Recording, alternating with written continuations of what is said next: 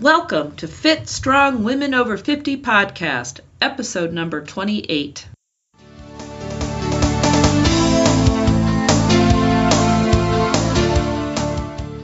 Hi, I'm Chris.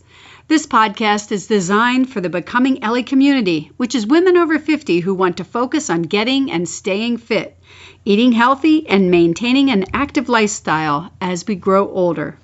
Hi, I'm Jill. If you're wondering who Ellie is, she's the Norse goddess of aging who surprised everyone after she was challenged to a wrestling match with Thor and won. We want to be fit and strong as we age, just like Ellie. Yes, and healthy eating is part of it. One of the things I'm excited about is the Veggie Challenge, where we try one new vegetable each week. We're always trying new things. Sign up at our website for the weekly email so you don't miss any info about healthy foods, fitness, and inspiration. If you enjoy our podcast, tell a few of your friends, send them the link, and show them how to listen on their phones. I love listening to podcasts when I'm driving. I find it very motivational to find out what challenges women have overcome to become and stay fit. Yes, I think our listeners will find today's episode to be very interesting and inspirational. Jill and I talked with Diana Woolf, a woman who served as part of a fire service for 20 years on volunteer, part-time, and career departments. In 2009, she began competing in off-road trail races and triathlons to deal with her post-traumatic stress disorder symptoms and found great healing in the sport. Since then, she has competed in over 50 triathlons, including 7 half-distance and 3 full-distance Ironman triathlons. Okay, so you know, an Ironman triathlon consists of a 2.4-mile swim, a 112-mile bike ride, and a 26.2-mile marathon, all in one day. So not only that, but she competes in the races in full firefighter gear, which is an incredibly hard effort. She found that racing with the gear gets everyone's attention, and she does it to help reduce the stigma of PTSD and to help firefighters to get help when they are experiencing the effects of PTSD. She's very inspirational. Let's go to the podcast, shall we?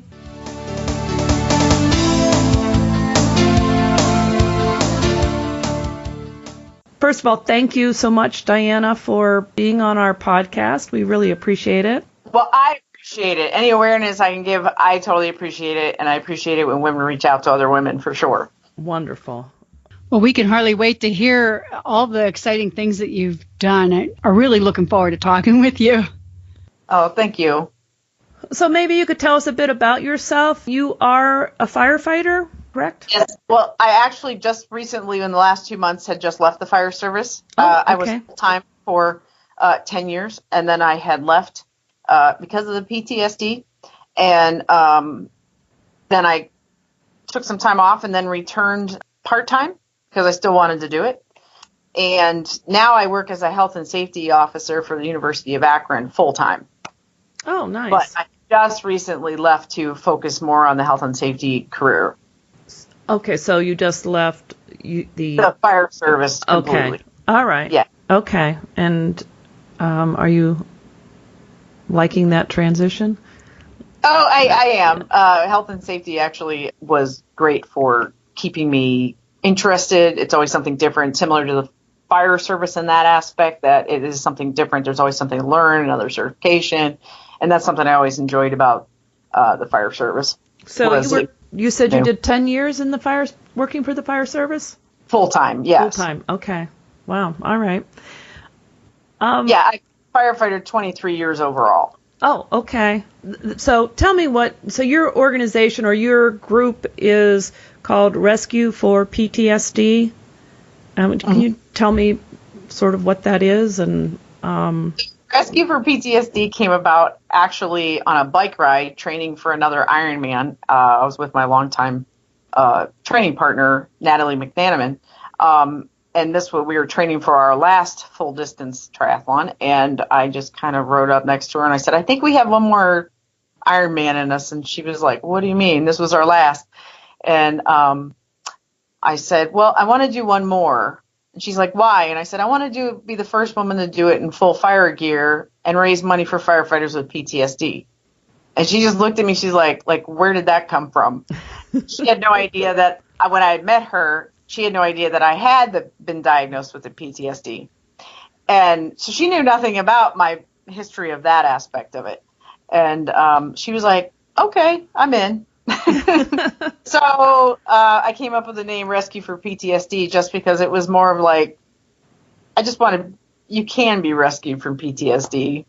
So it was just kind of came about from that. And then from there we decided, which race we wanted to run and then who we would, raise money for.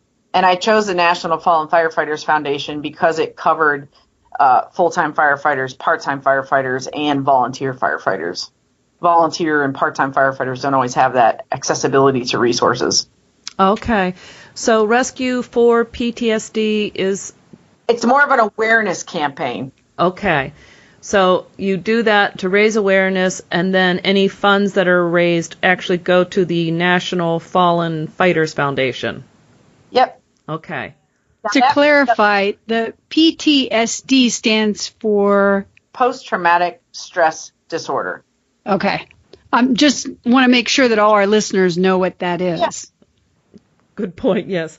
I mean, maybe they know what it is, but can you go into just a brief description of what post-traumatic stress disorder is? PTSD, or post-traumatic stress disorder, is something that it's not, and I like to stress that it's something that happens to you. It's not something that you did to yourself or that you did anything wrong. It's something that just happens to you after, for instance, for firefighters, a lot of times they'll call it repetitive exposure trauma as well, RET, whereas we are repetitively exposed to high trauma incidents of bad car accidents, suicides, child injuries, child abuse, bad pregnancy calls that go bad. So when you're exposed to that over time, it starts to wear on you. And I would think, yes, that's... Yeah. So sometimes it can be one call. Sometimes it can be a career of calls. Some calls may not bother you. Other ones may. It's different for everybody. I don't always like to say it's similar to veterans PTSD. The symptoms are definitely the same, but what veterans go through and what they have to do and what they have to see is definitely another full experience of trauma to them as well. We all have the similar symptoms. Anyone could suffer from PTSD, but firefighters are at particular risk for that. Yes, firefighters, police officers, obviously veterans, anybody really can suffer PTSD. Any common person, let's say a woman gets raped, she can have severe PTSD after that. Sure.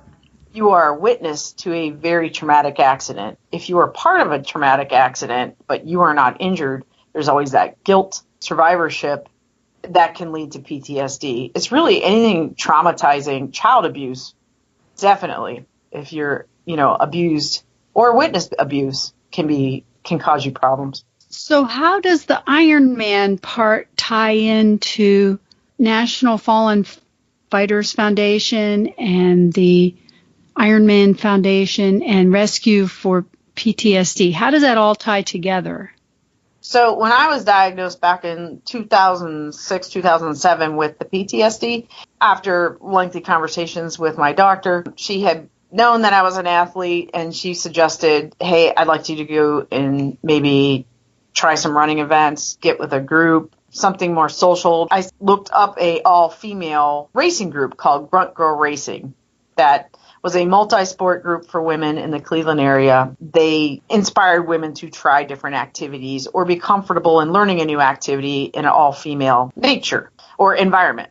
And so I chose the all-female because I was with men all the time. So through that, I learned about triathlon, and then I started doing it. And the more I did it, the better I felt. So after I started training, the more I trained, the longer I trained, the less symptoms, or at least symptom relief from the PTSD that I got, the more I wanted to do it. So it was it was the Ironman distance or the long distance triathlon that really made me find a whole lot of healing and realize that I can have my life back, whereas I spent a lot of dark times by myself, non-social, staying away from everybody, literally just trapped in my home or in my bedroom. Wow. So forgetting foundations and organizations, just doing the triathlons really saved your life, it sounds like. Oh, for sure. When I finished my first Ironman, the feeling of finishing that accomplishment was overwhelming to me. It was very emotional, and it was very empowering. And it is empowering to most people that finish an Ironman distance, because it is not just the race. It's the 6 months of training up until then that you commit to this, to have that finish. And it's a long, difficult day, even for experienced triathletes. Yeah, it was just a really great feeling. So I just continued it. And now I think I'm preparing for like my 6th, 7th Ironman. So. Oh, wow. Was your first, what was your first Ironman? It was Ironman Louisville in so I did it in 2010. And then I did not finish that one. Okay. And then I took a year off and then came back, and I trained again, and then I finished in 2012. Okay, excellent. And you said you're training now for your 6th or 7th? Yeah, well, it's hard to say. It would be training for my 7th, but it would be my 6th. So, all right. Yes, I get that. Yeah, I finished. So, yes. So I will do Ironman in Ireland this year. Oh, that's exciting. Yeah, in Cork, Ireland. And then I'm hoping to do an extreme triathlon in Patagonia, Chile. I'm still waiting on the lottery results. You have to get in by lottery for that. Okay, so we've sort of skipped around. So you were doing you said you were doing your last one, but then you decided you wanted to do it again, but this time wear full firefighting gear. The gear. What do you call that? The kit? It's turnout gear, but you can call it fire gear. Okay. That encases your whole body. How much does that all weigh? So mine was about 37 pounds total. Wow. Okay. So that's like... I did not wear the boots. Okay. And so does that include the coat and the hat and oxygen tanks? Or what all is that? So it's the hat, the coat, the pants. Again, I did not wear the boots. I didn't wear a mask. Usually we have a mask. That would be a little difficult. But the biggest key was I wore the thermal liners of the gear. Wow. So you have these liners that are a thermal barrier, but it also traps a lot of heat in. And that actually is the most difficult part, is those liners.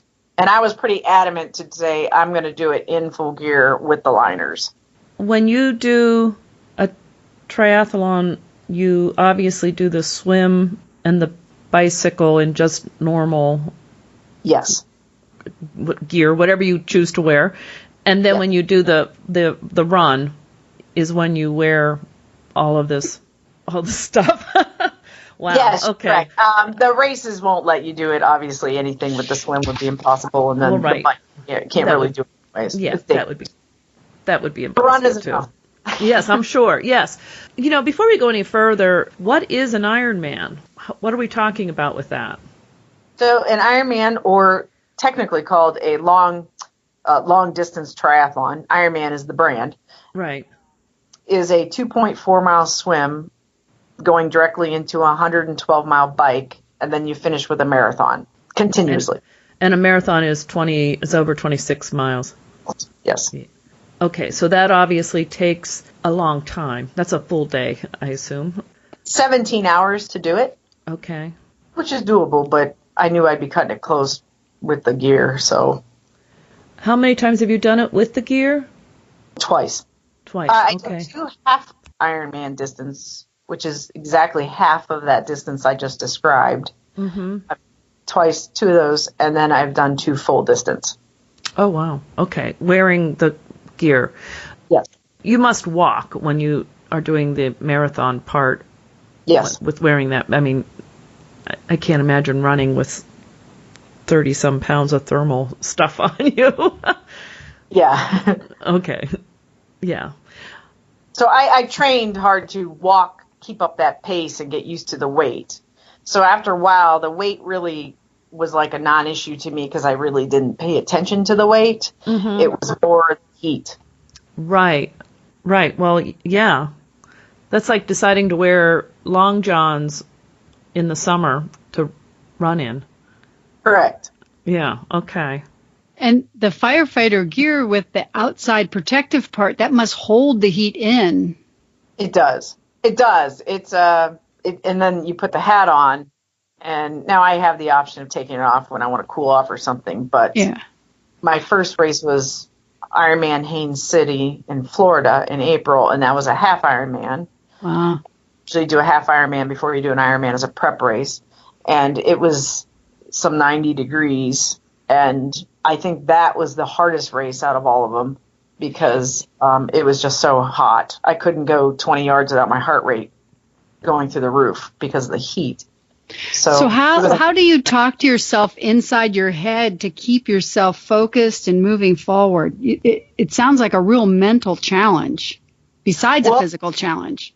That's where the healing part came in. So when you have PTSD, your brain is totally clouded and got racing thoughts all the time, and it doesn't ever seem clear. So when you're focused on something like that, or you have something that can keep your focus, that's when it's like, wow, I have relief from symptoms for 17 hours because I am focused on my legs or my arms or my heart rate. Yeah, that was part of the healing part of it. Then you got used to knowing how that feels and you wanted it more, so your focus starts coming back. That's profound. Yeah. So it's really wild when you think that amount of physical effort helps your brain to refocus and that would feel better. Yeah, I mean, it's kind of a tribute. Of why they say exercise helps relieve stress. Yeah. It must rewire your brain somehow. Yeah, sends a difference. So people who are dealing with anxiety or depression there's lots of mental ailments that we deal with. Yeah. And so this is a good example of how exercise really can improve that mental state. Yeah, I mean, even just like some people say, oh, well, you're such a fast runner. I'm not a fast runner. If you just go out and walk, people will be surprised at how much it'll do for you. Right. So I just want to make sure that before we move on, so you're participating in the Ironman in the full gear. You do it under Rescue for PTSD, and you do that to raise awareness, and then any funds that you raise as a result go to the National Fallen Fighters Foundation? National Fallen Firefighters Foundation. Okay. Yeah. And somewhere in there it said that the Ironman Foundation also sponsors you for this. Is that? So Ironman Foundation is a foundation that's done by Ironman, the brand. Right. And they support athletes that are working for a cause.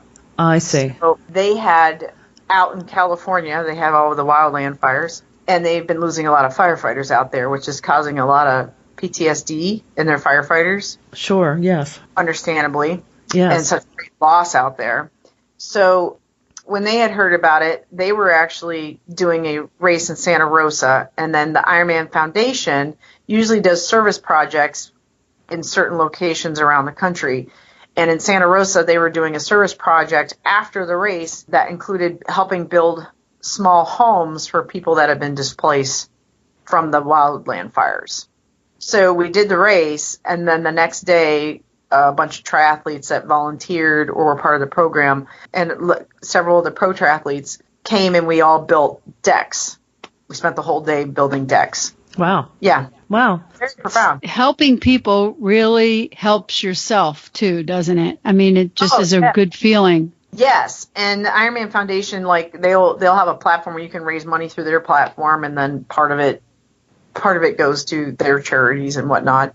And they pick really profound, really great projects. In Ironman Boulder, they were helping blind athletes do rock climbing. Oh, my. Yeah. Wow. And through the Ironman Foundation, I've met some just amazing people. There's a gentleman named Derek. He runs a Recycled Man Foundation, and he is the first Ironman finisher that did it who's a cancer survivor and a heart transplant. Wow. Yes. Wow. So very, very profound people.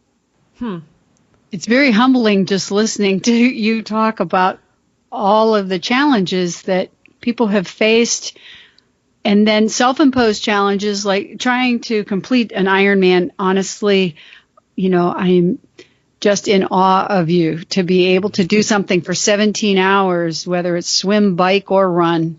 And, it's just amazing. Yeah, I mean, it is a unique race atmosphere where you're out there racing on your own. You're racing against other people if you're trying to race. But, I mean, for most people, it is to finish. Everybody's out there to help everybody on the course because everybody knows it's a difficult day. And anything can happen. You could be most trained or most prepared, and something could happen. You could have a bad day. Right. You don't know. Right. So what's your strongest event of the thing? Do you do swimming, biking, running? What's your weakest? So I like them all. Most triathletes don't like the swimming part, but I really enjoy the swimming part. I'm not the fastest, but I have to say my strongest part is the bike. And run is probably always my weakest. Okay. Did you swim, bike, or run before you decided to become a triathlete? Not to this level. I always grew up riding bikes. I rode bikes for fun, like on a towpath and stuff. Right. Areas like that. I enjoyed it, but it wasn't anything. It was really what I learned from that all-female racing, the women there, learning how to ride a bike, long-distance biking. That really got me into it. I grew up swimming. Okay. But you weren't a swimming athlete in school or... No, I was a basketball player. Okay. Do you do other races besides the Ironman? So there's different distances, obviously, of triathlon. And so I will do different distances, but I tend to, because I'm not a fast runner, I will tend to do the longer distance races, which is the Ironman or the half Ironman predominantly. I will do trail racing, but it's mostly for fun or training. Yeah. Okay, yeah. And I want to go back to, you said you have applied for an extreme triathlon? Is that what you called it? Yes. What is that?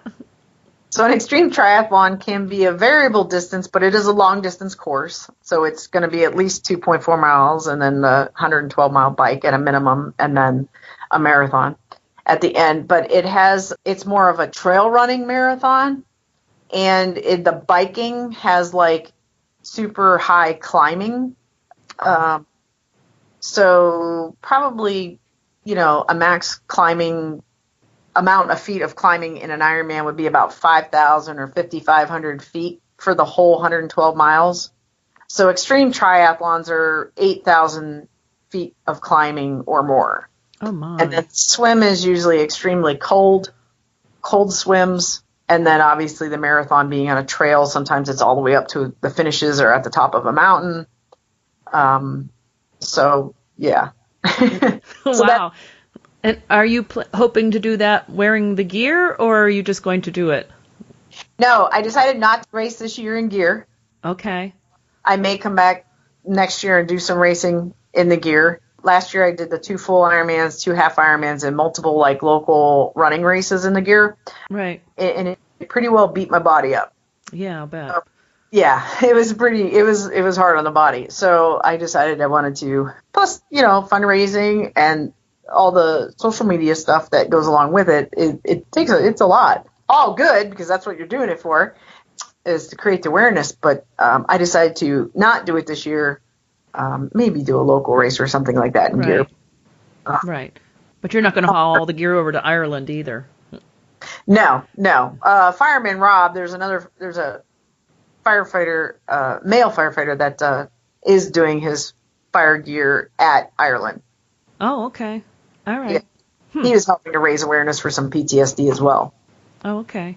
So I was just wondering, all the races that you've done with your gear, can you give us an example of a time where maybe one of the volunteers or another racer helped you in an event, or you helped them, either to keep going, or, a situation that It just sounds like it's a grueling event, and I'm sure that you encourage other people and other people encourage you. Can you think, is there a standout in your mind of a time? For me, it was like, because I'm so focused on keeping my brain, I wasn't able to talk to people normally like I do on the course as much, but people would talk to me.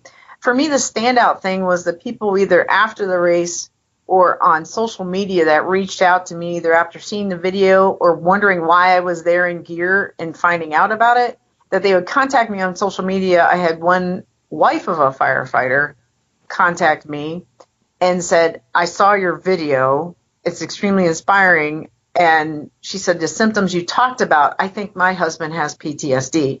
And she wanted to know how to go about talking with him about it.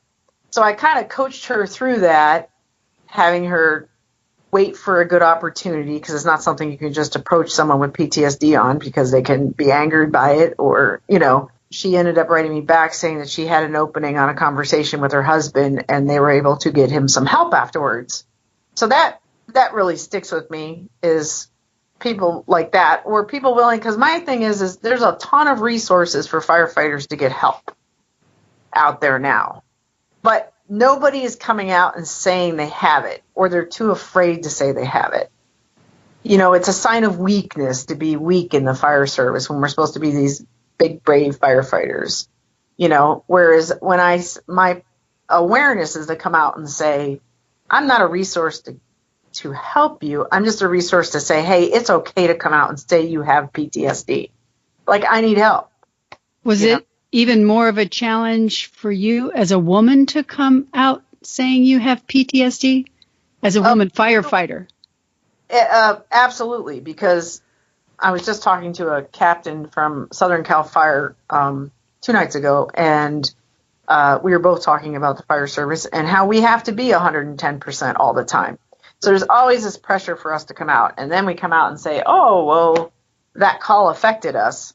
Even though some people may have had those same feelings, they're going to say, oh, well, see, you know, women can be too soft to be in the fire service, when that's really not the case. Yeah, I mean, as far as on the race course, what I found was, and I was very happy about this, was I found that I inspired a ton of women. Yeah. To do stuff, which I was obviously very thrilled about. Yeah.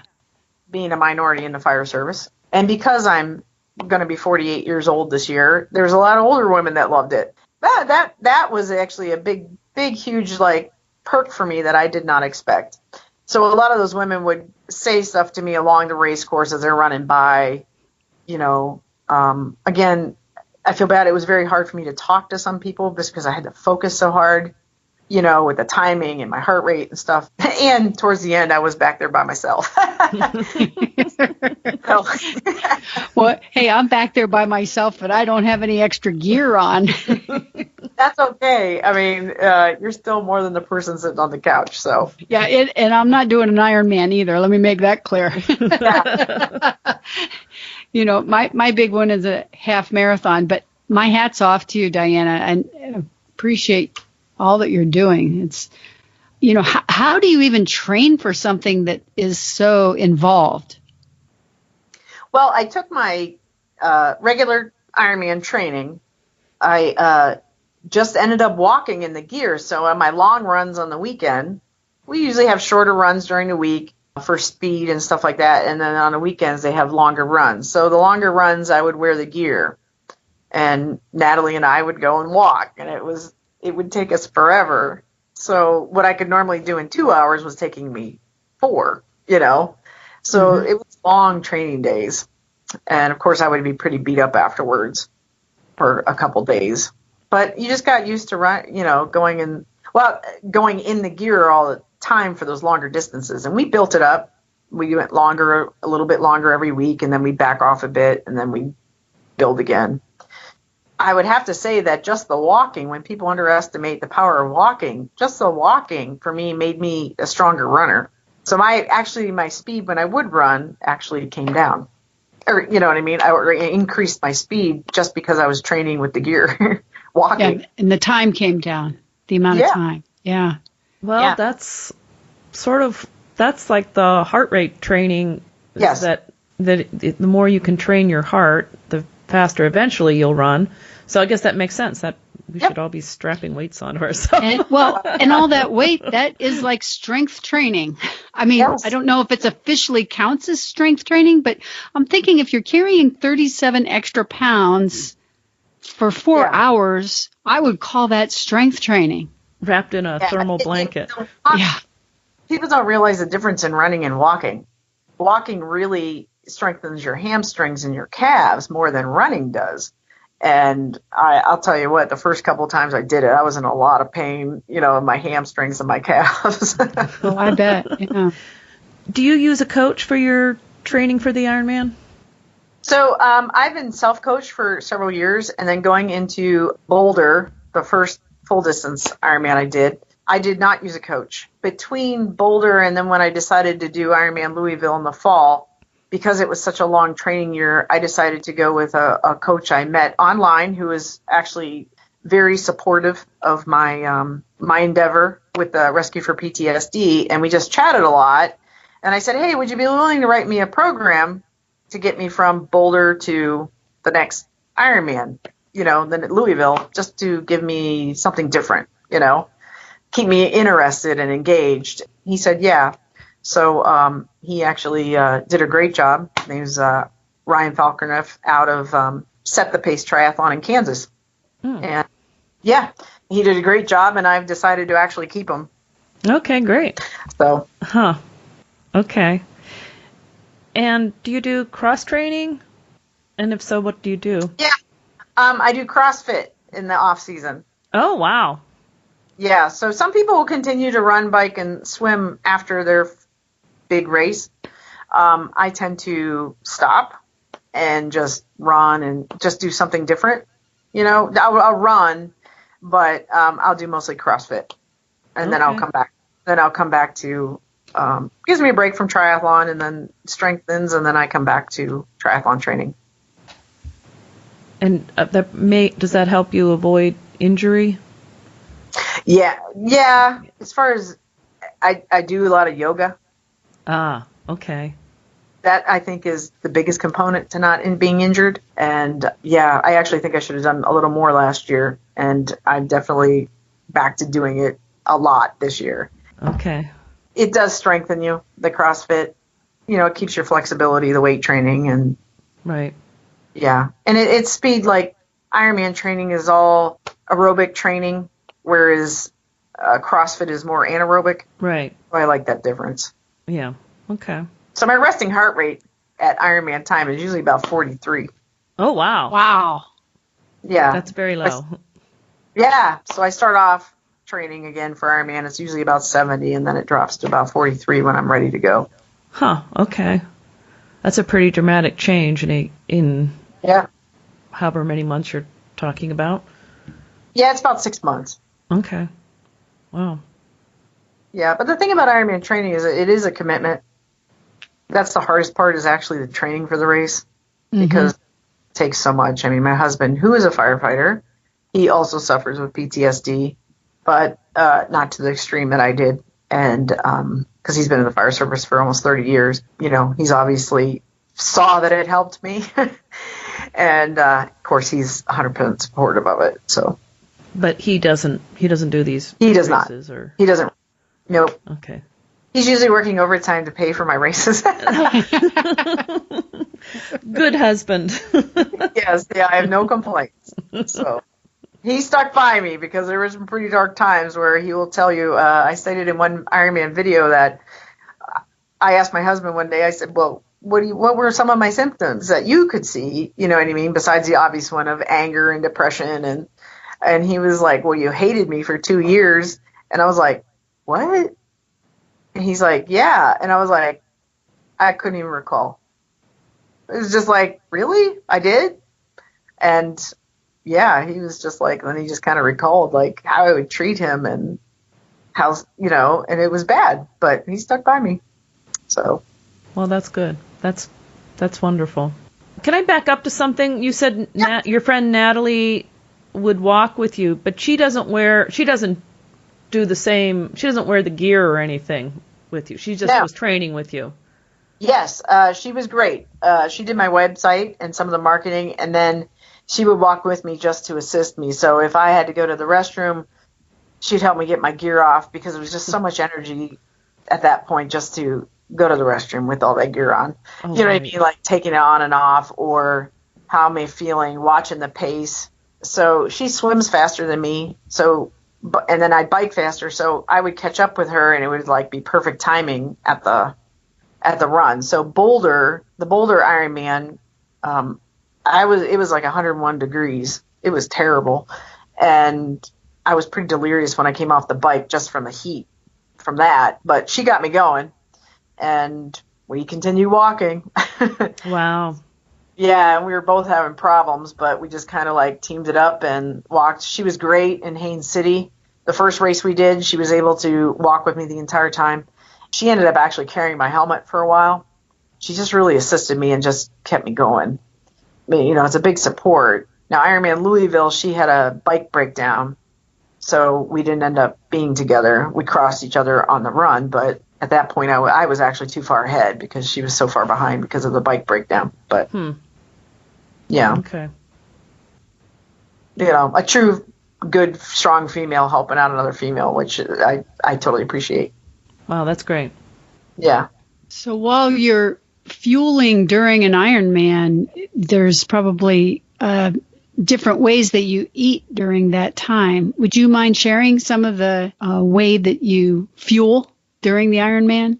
What Sure. you eat? So when I do Ironman, I use a liquid nutrition. So all my calories, so I'm really just drinking out of the bottle.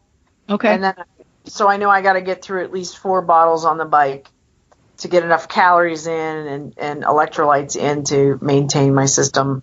And then I'll supplement it with some Endurolite capsules if I feel I need it. Some people know this, and I know some triathletes do, but people are surprised when I say it. But Payday candy bars. Wow. Yeah, that makes sense. There's all that. They don't melt in peanuts. They don't melt in the heat, though? No, they don't melt. They don't melt in the heat. And they kind of give you a texture because you get sick of drinking the whole time, Right. They have the salt, this little sugar jolt. Yeah. So I'll eat 4 or 5 of those during a race because I'll have them on the run as well. Yeah, yeah. Because sometimes you get to a point where you just don't even want to take in any more liquid. That's kind of how I do it. And if I'm feeling it, Ironman Boulder, I was behind on my nutrition. I only got through 2 bottles, so I was pretty far behind. And I just kind of ate my way through the aid stations. Whatever I could keep down. So how do you eat normally? I mean, what's a typical day of food that, what's that look like for you? Oh, so I'm not one of those super health conscious, like I eat well, obviously higher protein. And when we start getting into the heavier, longer distance training, we do have to take in carbohydrates. You have to have fuel, but you can pretty much, I'm eggs in the morning or meal in the morning. Lunch is usually, I eat a lot of pretty much whatever's available. And then, in the evening, I'm usually having more protein and a vegetable of some sort. That's more of a paleo type where it's more vegetable or meat and vegetable versus anything else. Yeah, that makes sense. But if you're not eating the calories, I tend to eat a lot. People at work understand when I'm like heavy training because I eat all day. I'll bet. Well, you're expending an incredible amount of calories just going out and training. Yes. Yeah, our peak weeks, we're training anywhere from 22 to 28 hours a week. So, I mean, it's a lot of time commitment. Our rides on the weekends can be up to 7 hours long. Wow. Yeah. But during those rides, I'm still doing the liquid nutrition and usually paydays. Or we'll stop at ice cream somewhere. It might be on the bottom. Those all sound good. Yeah. I mean, I'm average. I mean, people think, oh, you must be a really good triathlete. I'm really not. I'm maybe just above average age grouper for a triathlete. All right. But for me, it was more the determination and, perseverance of finishing. I love that feeling at the finish. That's great. That's great. Well, it's very inspirational. So, can you tell us how you define fit? Yeah. Well, that can be defined two ways. Is you've got the healthy fit and then you've got mental fit. And I think it's a good combo. Usually if you're healthy fit, you're more mentally fit. I think it's all individual. I probably don't look like the most buff triathlete out there, but like I said, I'm pretty average. But I think fit really is for that person and how they feel. So the more fit I get, the better I feel altogether. So whether it's just, like I said, people underestimate walking, you can walk and be fit, just increase the distances. So you can go by all the demographics of your EKG or your blood work. But I believe all of that comes down when you're just fit doing something you enjoy. I don't think people have to do a long triathlon to be fit or feel better. I just think they need to go out and walk. Wow, that's great. Thank you. But we've now reached the lightning round. Yeah, I think we're there. Thank you. So the lightning round is we just ask you a series of short, brief questions, and you can give a brief answer or a longer answer, or there's no right or wrong response. Okay. I'm up for a challenge. Okay. Do you want to start, Chris? Sure. Strength or cardio? I'd go with cardio. You kind of get from strength and cardio, but definitely cardio because everybody can do that. Okay. Vegan or keto? I'd go vegan. Keto's too difficult. Okay. Eggs or oatmeal? Eggs. Okay. The gym or the park? The park. What's your favorite treat? Brownies. I'm not even sure why I hesitated on that one. Wine or beer? Wine. Although I don't do either very much. I do, but it's kind of funny. It doesn't take me long. No, and probably when you're training, I bet that, yeah. Coffee or tea? I'd have to say neither. Really? I don't like the taste. Yeah. Okay.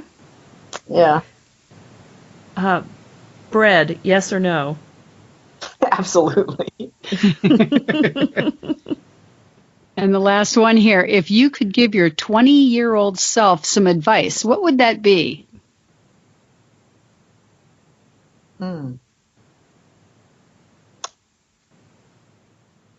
Really, that you can achieve anything. You just got to put your mind to it and keep at it. It could be 20 years later, but you could still achieve it and make a difference. And That's that you great. really don't know a whole lot.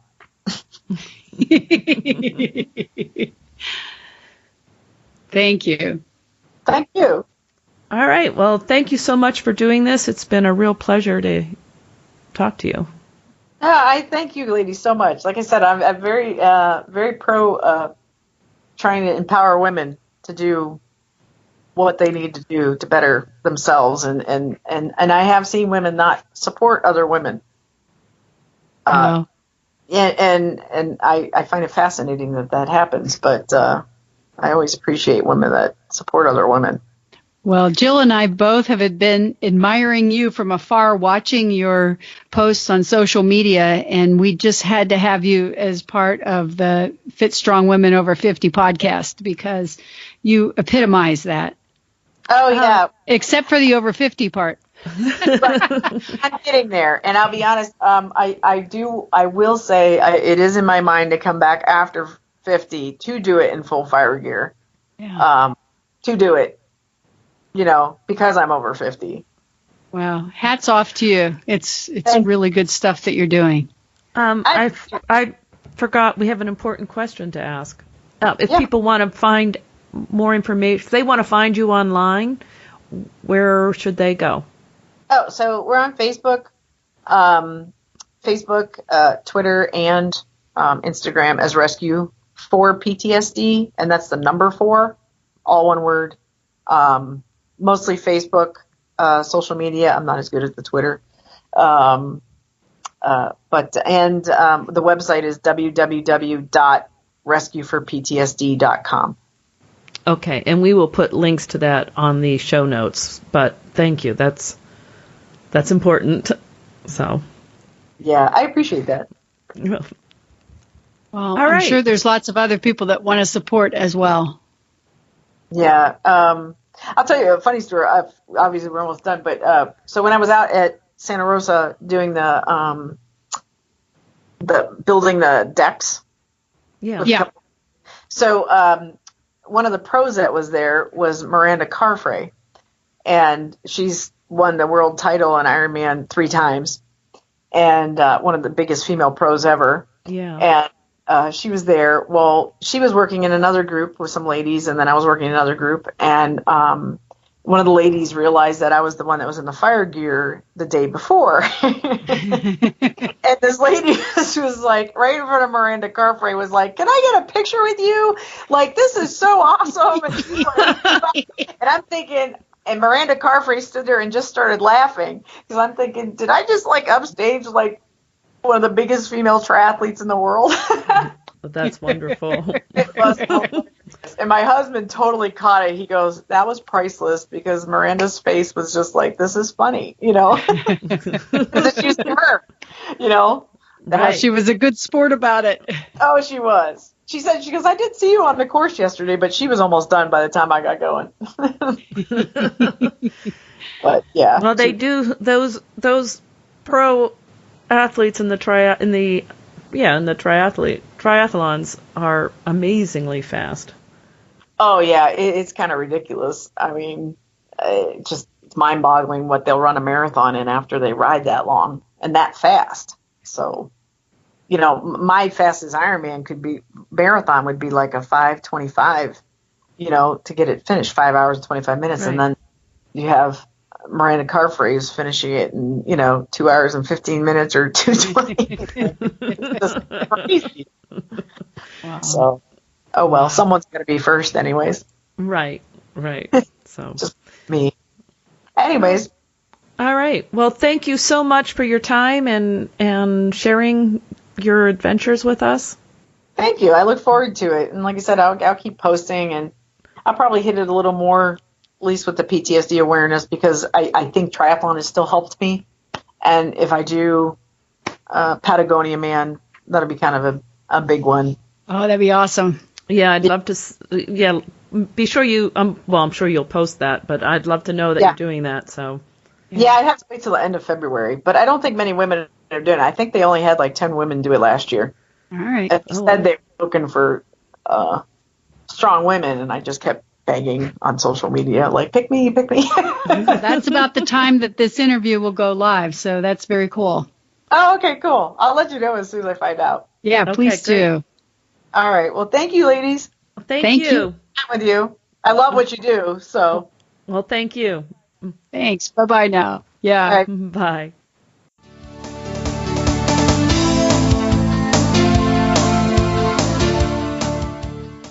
Wow. Diana is impressive. So, Chris, are we signing up for a triathlon? Oh, I don't know. I think I might do the bike part. I feel comfortable doing the bike part, even though that was how many miles? Over 100. In one day. Yeah, in part of that was 114. Is that what you said?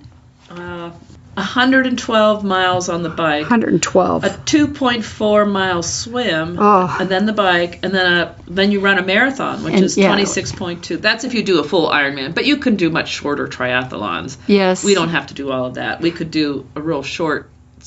So to me, the hardest part, I think, is the swim. Yeah. I'm not a swimmer. Well, actually, I did a triathlon a few years back, but it was 20 minutes swimming, 20 minutes biking, 20 minutes running.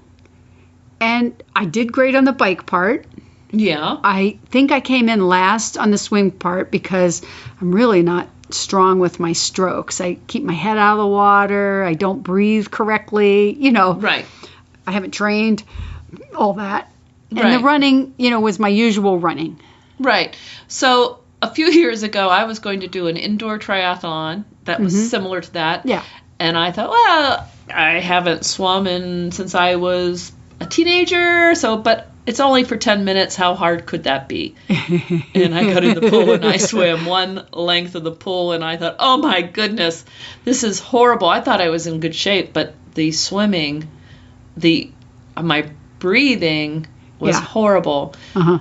I have worked on swimming this year, so it is better, but it is still a sport that I struggle with. So Right. it's not as easy as I remember it being. I mean, I guess it was easy when I swam a lot when I was a kid. Well, when I was a teenager, I was a lifeguard and did, a lot of things swimming. I was very confident swimming, but I don't know. Maybe it's part of getting in the bathing suit all the time. It's not so much fun anymore, but I don't know. Water aerobics, I have done some water aerobics, but not the laps. So to get back to the triathlon, maybe a biathlon. Oh, yeah. So you did that last duathlon, year. The I guess they call where you ran and biked. Right. Yeah. Right. I did enjoy that. The swimming, though, to really compete is a whole nother thing. But, wow, wasn't she amazing? I know. We're sitting here talking about what we want to do, but she does this whole thing and then... In one day. And runs that marathon in firefighter gear. Yeah. That's incredible. Yes, it is. And she said that it has a whole lining and everything, so it's super hot inside, which I think I would overheat right away. Right. And the extra weight that she's carrying, that makes a huge difference. Right. Wow. Amazing. It's just an amazing thing, and that's so impressive. Well, I don't know if the listeners have any firsthand experience with the mental health struggles of PTSD, but if you're so inclined, go to her website, Rescue for PTSD. There'll be a link in the show notes, and I know she accepts donations, and she'd love to hear from you, too, if you are so inclined to leave her a message. It's really important work. Well, I think it's interesting how people who do heavy-duty exercise really see an improvement in mental health.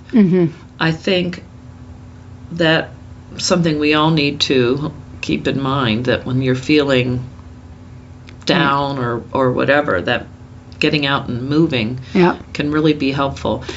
The problem, of course, is that when you're feeling down is that you don't feel like getting out and moving. Right. But really, if you can force yourself to do it, it does pay off. Yeah, it really does. And I think getting out and doing it is the hardest part. Forcing yourself to get in the outfit, get yourself to the place wherever you're going to exercise, and whether it's the park or a gym or whatever. I have to say there have been times when I have gotten myself in the outfit and I have gotten the shoes on and I am all ready to go. And then I decide, oh, well, maybe I'm hungry. I need to eat first. And then, of course, I've eaten, so now I can't go do it. At least not the swimming, right? Right. Well, right, yeah. If you enjoyed today's episode, please leave us a review. And if there's a subject that you'd like for us to explore on the podcast, please send us an email. We also have a phone number where you can call to leave us a message. That number is 330-970-6662. You can also find that number on the website. Yes, don't forget to subscribe at our website for updates on all the Becoming Ellie information. Thanks for listening. Join us for the next episode of Fit, Strong Women Over 50. Yes, see you next time. Bye for now.